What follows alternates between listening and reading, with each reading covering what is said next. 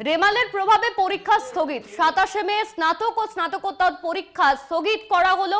স্থগিত করলো প্রেসিডেন্সি বিশ্ববিদ্যালয় কর্তৃপক্ষ। 27 মের বদলে পরীক্ষা হবে 18ই জুন। এই নিয়ে আমরা বিস্তারিত জানবো। আমাদের সঙ্গে রয়েছেন আমাদের প্রতিনিধি শুভঙ্কর মণ্ডল। শুভঙ্কর, 27 মের বদলে 18ই জুন পরীক্ষা নেওয়া হবে, এমনই নির্দেশিকা জারি করা হয়েছে, কি জানা যাচ্ছে?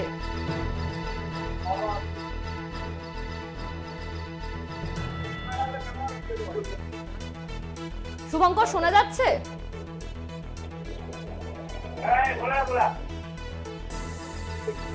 এই মুহূর্তে আমাদের যোগাযোগ বিচ্ছিন্ন হয়েছে। রেমালের প্রভাবে পরীক্ষা স্থগিত করা হয়েছে। 27 মে স্নাতক ও স্নাতকোত্তর পরীক্ষা স্থগিত। এই নিয়ে আমরা বিস্তারিত জানবো। আমাদের সঙ্গে রয়েছেন আমাদের প্রতিনিধি শুভঙ্কর মণ্ডল।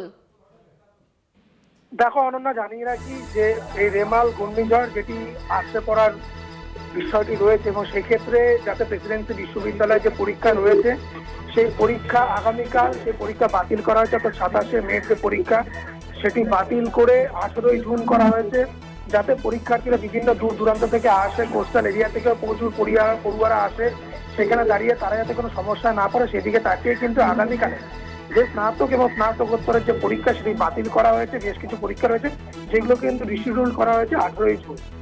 অনন্যা, ধন্যবাদ তোমায় শুভঙ্কর। আমাদের সঙ্গে ছিলেন আমাদের প্রতিনিধি শুভঙ্কর মণ্ডল।